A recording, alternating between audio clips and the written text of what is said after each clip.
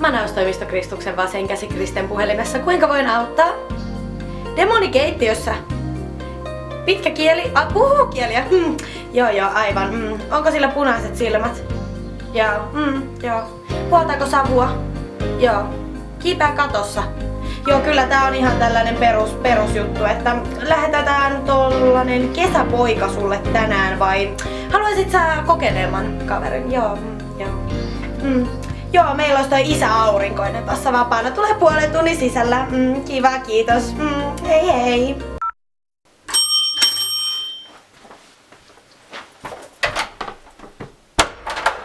Isä aurinkoinen, manaustoimistosta päivää. Hei isä, hyvä, että päästään näin nopeasti. Nyt on tilanne päällä. No kyllä, hoidetaan asia pois alta. Ottaako isä vielä kahvia ennen kuin... Isä, toi ei oo ihminen. Älä. Täällä oli vähän korkeampia voimia.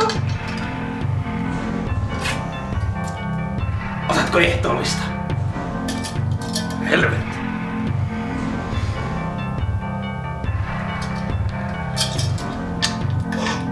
Tää tulee olemaan vähän rajumpi homma.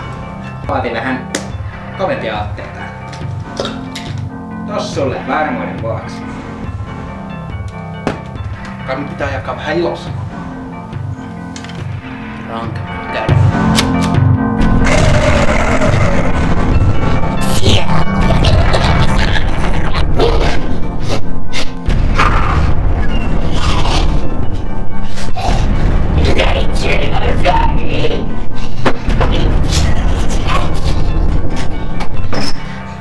Kristuksen nimeen, mitä täällä tapahtuu? Nyt sinä jumalauta lähet sinne helvettiin meinaan. Jeesus on sitä mieltä, minä myös. Ei naamaan, ei. Ulos täältä. Niin just. Okei. Mä menin. Äiti.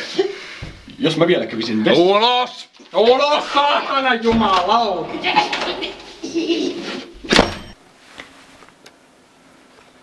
Kiitos isä avusta. No, ei siinä mitään. Ainahan tällaisia nuoria miehen pitää auttaa. Minä häivyn nyt tästä.